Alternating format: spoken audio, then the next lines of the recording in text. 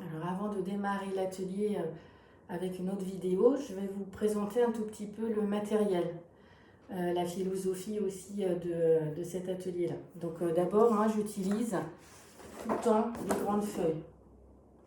Pourquoi? Parce que généralement, en plus, les ateliers bien-être, je les fais toujours au sol. Parce que ça permet d'avoir cet ancrage.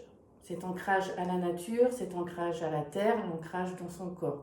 Et de pouvoir aussi laisser le corps bouger d'une certaine manière. Bien sûr, pour certaines personnes où c'est inconfortable ou qui ont des problèmes de santé, il n'y a pas de souci, on le fait sur une table. On trouve vraiment le meilleur moyen pour que la personne trouve son confort. C'est essentiel. Le but du jeu, c'est pas que ça nous fasse plaisir, c'est qu'elle puisse vraiment se sentir bien et libre d'être avec elle-même. Les grandes feuilles permettent vraiment cette liberté du corps. Si vous faites petit, on va avoir tendance à refaire encore des choses vraiment dans le détail, essayer de chercher quelque chose de beau, de bien. Voilà, déjà, la notion de beauté, c'est propre à chacun, mais c'est vrai qu'il y a dans la société, il ne faut pas que ça déborde, etc. Vous allez voir que la philosophie, pour moi, ce qui est essentiel, c'est l'expression de soi, c'est d'aller à la rencontre de soi. Donc même le temps de création, il n'est pas obligé d'être long, parce que ce qui est important, c'est justement cette spontanéité. C'est je vais laisser venir ce qui doit venir. Voilà. Et donc forcément, quelquefois, au niveau présentation, ça ne va pas être forcément tel qu'on le voudrait. Mais le but du jeu, c'est pas de faire beau, j'insiste véritablement. C'est de pouvoir être dans l'expression de soi, d'aller trouver des réponses à l'intérieur de soi, de pouvoir se faire du bien, de vivre l'instant présent. Donc ces grandes feuilles sont pour moi vraiment essentielles. Donc si vous n'en avez pas, vous pouvez très bien prendre plusieurs feuilles et en fait les coller pour essayer de faire une grande. Celle-là, elle fait 50-65, on les trouve dans des magasins spécialisés et je les trouve très très bien. Ensuite, forcément, pour faire le mandala, puisqu'on va faire un atelier mandala, moi j'ai fait mes patrons qui, vous allez voir, en fait, je les avais adaptés, rentrent complètement dans ma feuille. Donc en fonction de la taille de votre feuille, vous pouvez prendre une assiette, un saladier, ce que vous voulez, pour pouvoir faire votre contour. D'accord? Ou après, faire comme moi, si ce concept de grande feuille, vous trouvez ça intéressant, de pouvoir vraiment le faire comme ça. C'est vrai qu'il y a beaucoup maintenant d'ateliers, c'est sur un journal. Alors le journal, c'est bien, mais c'est petit. Et donc, on n'est pas dans la même forme d'expression. Donc là, c'est vraiment pour laisser aussi les gens se poser et d'avoir de l'espace, de l'aisance aussi corporelle. Ok? Ensuite, les matériaux. Vous allez faire avec ce que vous avez chez vous. Je vais quand même vous privilégier le pastel sec, qui est à mon sens un des médiateurs faciles d'accès, un des plus faciles pour la plupart des gens, puisqu'en fait, vous pouvez à la fois le lisser, vous pouvez écrire dessus, et puis vous pouvez aussi rajouter de l'eau si vous avez envie, et ça fait un côté aquarelle qui est quand même assez sympa. Donc il y a plusieurs utilisations, c'est souvent mon médiateur de base, parce que pour les personnes, c'est quand même beaucoup plus facile. Et encore une fois, les crayons de couleur et les feutres, je les mets très peu parce que justement, on va retomber sinon trop dans les détails, trop dans tout ce qui est petit. Et là, comme la feuille est grande, le pastel permet justement cette forme d'expression. Et puis, on n'est pas obligé de faire précis aussi. On est vraiment dans cette spontanéité qui me semble essentielle.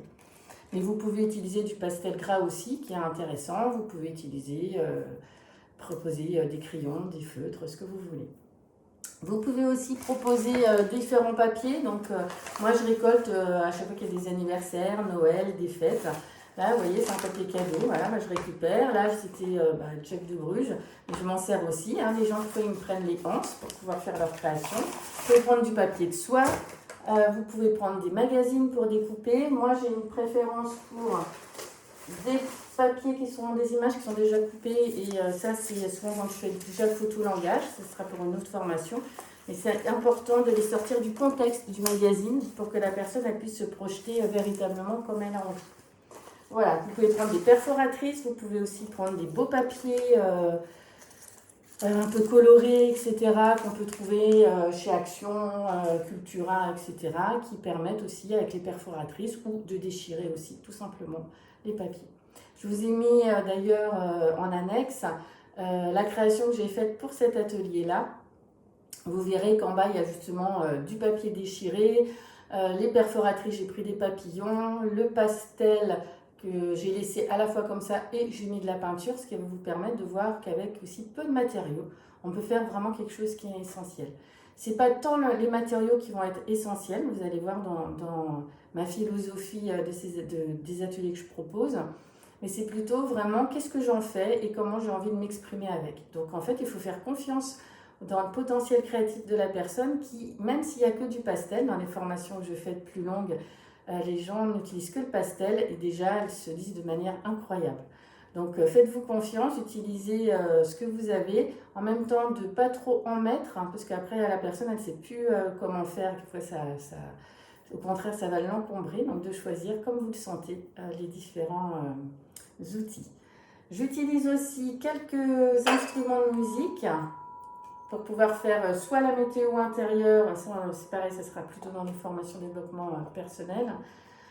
Et là, ça va être une petite méditation, juste un temps de retour à soi pour s'ancrer, pour pouvoir vraiment être présente dans l'atelier.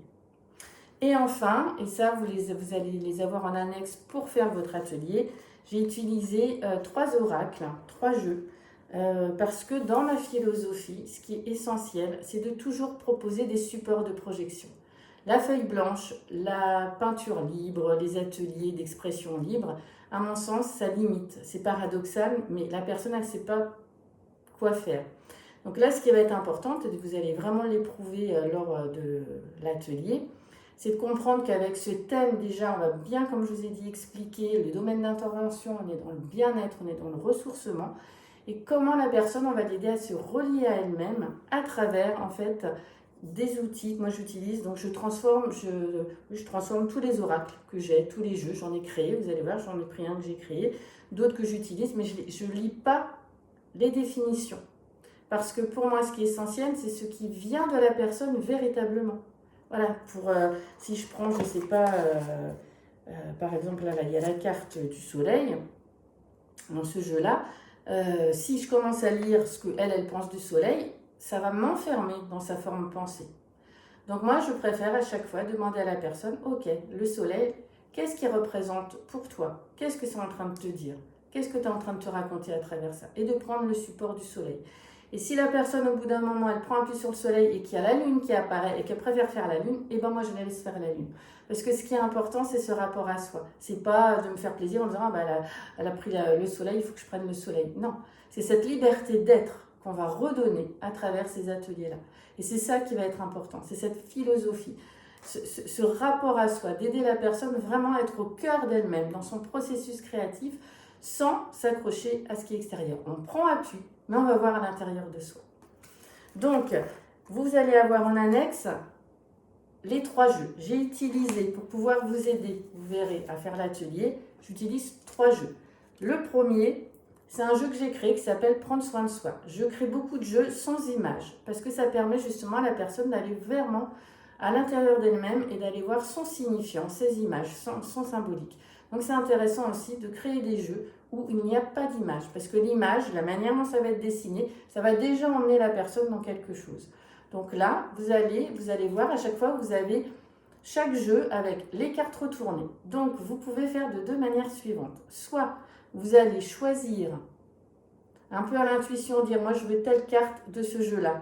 Et vous repérez et vous prenez après la photo avec les cartes retournées et vous regardez la carte que vous avez choisie. Soit ça ne vous parle pas comme ça, vous regardez toutes les cartes retournées, vous prenez celle qui vous attire le plus. D'accord? Ça, je vais revenir dessus quand on fera l'atelier.